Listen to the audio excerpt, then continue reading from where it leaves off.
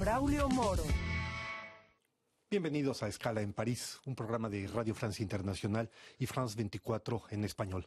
Hoy tenemos en nuestros estudios de esta Escala en París a un investigador del Instituto de Relaciones Internacionales Estratégicas de Francia, Jean-Jacques Kurlianski. Bienvenido a esta Escala en París, especialista de la América Latina. Jean-Jacques Kurlianski, este año es un año de elecciones en América Latina. Varios países desarrollarán elecciones presidenciales: Colombia, Costa Rica, México, Paraguay, Brasil, entre otros.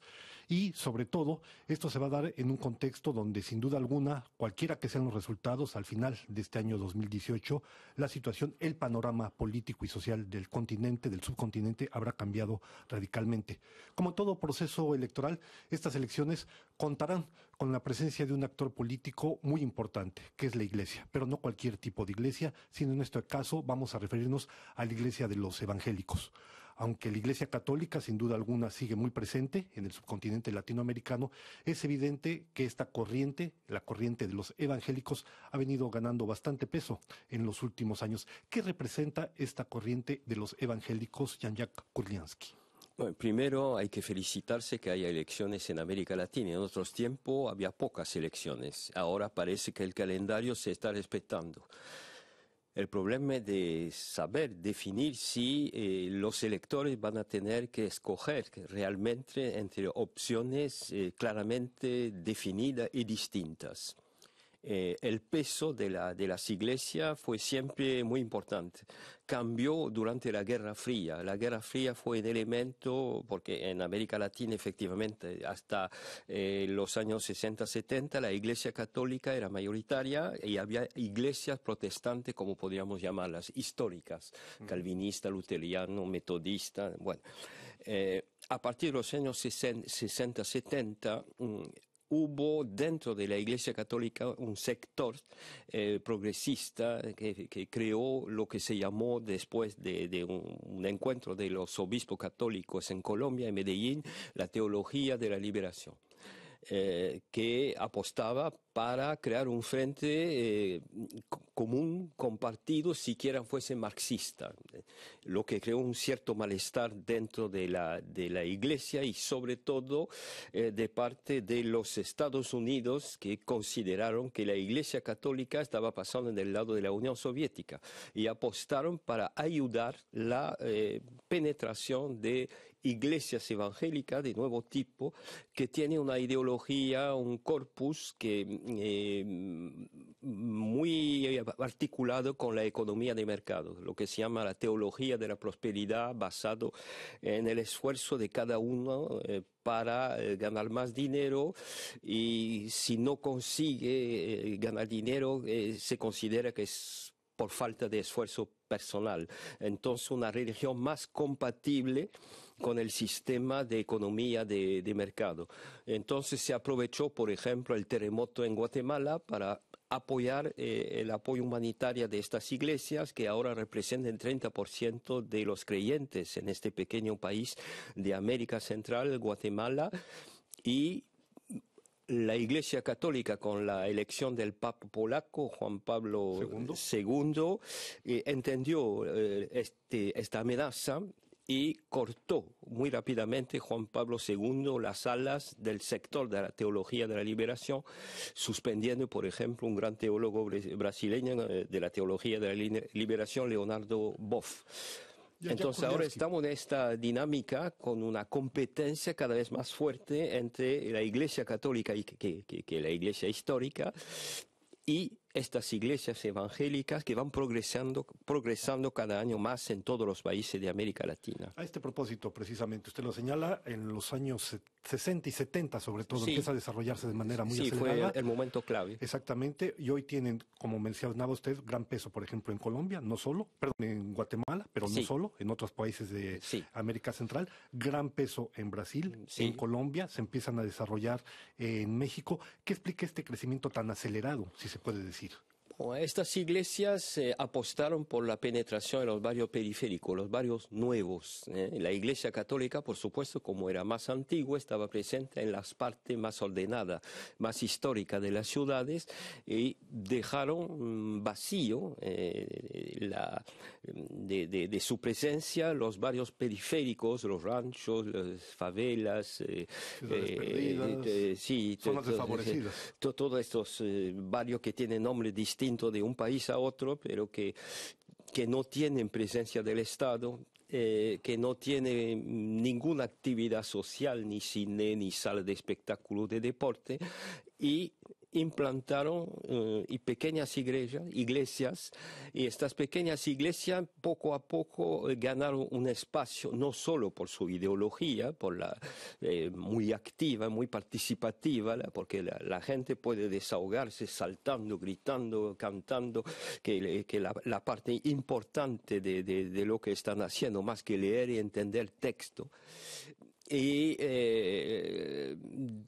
también encontrar un lugar de encuentro, un lugar de sociabilidad, porque en estos barrios no hay otros lugares de sociabilidad y la única salida de la semana es la salida a la iglesia. Que le llaman templos, por cierto, no iglesias, ¿no? No sé, depende de los lugares o templos, o sí, en algún lugar le llaman iglesia también, pero ciertamente en competencia con las iglesias católicas.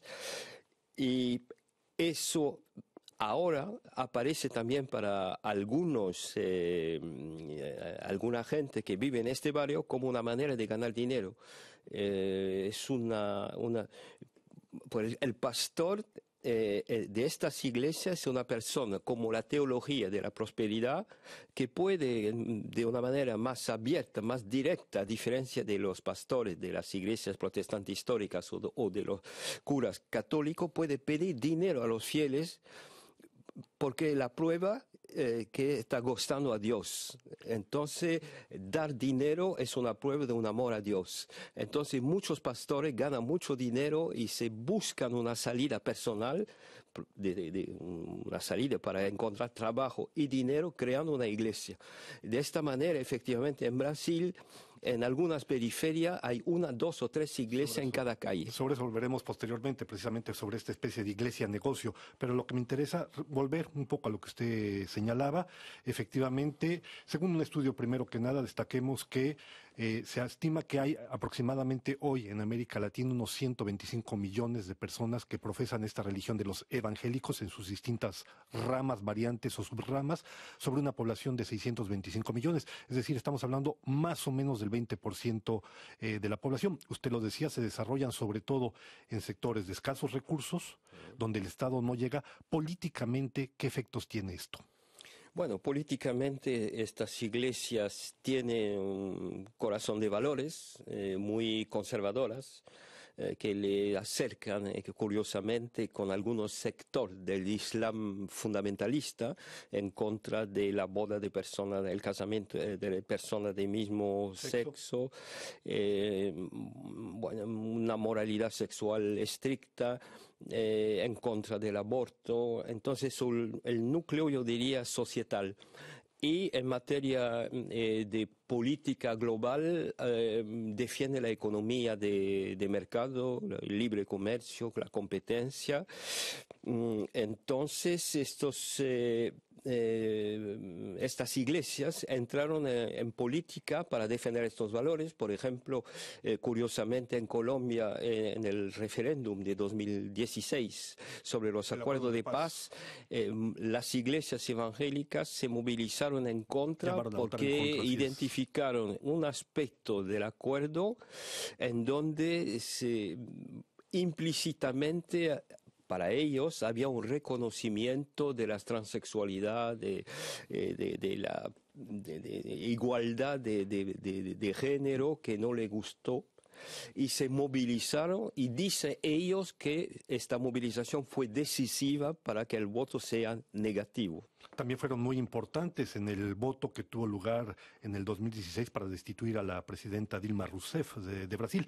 Dado que estamos hablando de la perspectiva electoral, Jean-Jacques Kurlianski, ¿Pueden ser en algún momento dado determinantes estas corrientes? Por ejemplo, hablábamos del caso de Colombia, habrá elecciones este año, hablábamos del caso de Brasil, habrá elecciones este año. ¿Pueden ser determinantes el peso o el manejo que ellas hagan para lo que sean los resultados de esas elecciones presidenciales? Sí, pesan a través de, por ejemplo, la presidenta Dilma Rousseff se había pronunciado a favor de una liberación de la manera de concebir la vida de una pareja, el aborto, y tuvo que volver atrás de la misma manera que en Colombia. Entonces, estos partidos pueden presionarse, posicionarse en contra de una candidatura a través de estos aspectos muy particulares de la vida de la pareja y después ir mucho más allá.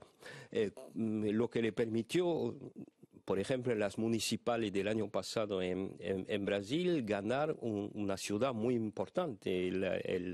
El actual regente, alcalde, intendente de la ciudad de Río de Janeiro es un obispo de la Iglesia Universal del Reino de Dios, que es una de las más que importantes tiene en Brasil. diputados en el Parlamento, que anima un grupo interparlamentario de 70 diputados, que tiene una red de comunicación, que tiene iglesias que son imponentes. Jean-Jacques Kurlianski, disculpe que le interrumpa porque el tiempo se nos va muy rápidamente. Vienen, por ejemplo, elecciones también en México. De manera breve, ¿pueden jugar un peso también en ese país donde igual se está desarrollando la iglesia evangélica? De manera breve. Bueno, el caso de México es algo distinto por la vecindad con Estados Unidos, por las dinámicas en los últimos años tomadas por los, no sé cómo llamarlo, carteles, a pesar que la palabra no me gusta, la definición no me gusta, pero de las drogas, que tiene un papel finalmente importante que puede distorsionar la selección, especialmente las elecciones de los diputados. Y hay también me parece más preocupante, un juego de los partidos políticos que no permite ofrecer alternativa clara a los electores. El candidato del PRI viene del PAN, hay gente del PAN que entran, una senadora recientemente al partido que apoya el candidato de izquierda, Andrés Manuel López Obrador, el partido PRD que de izquierda que apoya un elector. Rompecabezas complicado. Entonces, si yo fuese mexicano no sabría para quién votar. Correcto, pues es sin duda alguna un rompecabezas bastante complejo el que se está montando en este sentido. No nos queda más que agradecerle a Jean-Jacques Kurlianski, director de estudios en el Instituto de Relaciones Internacionales Estratégicas de París, su presencia en esta escala en París. Y a ustedes les decimos y les damos gracias y les damos una nueva cita aquí en esta escala en París.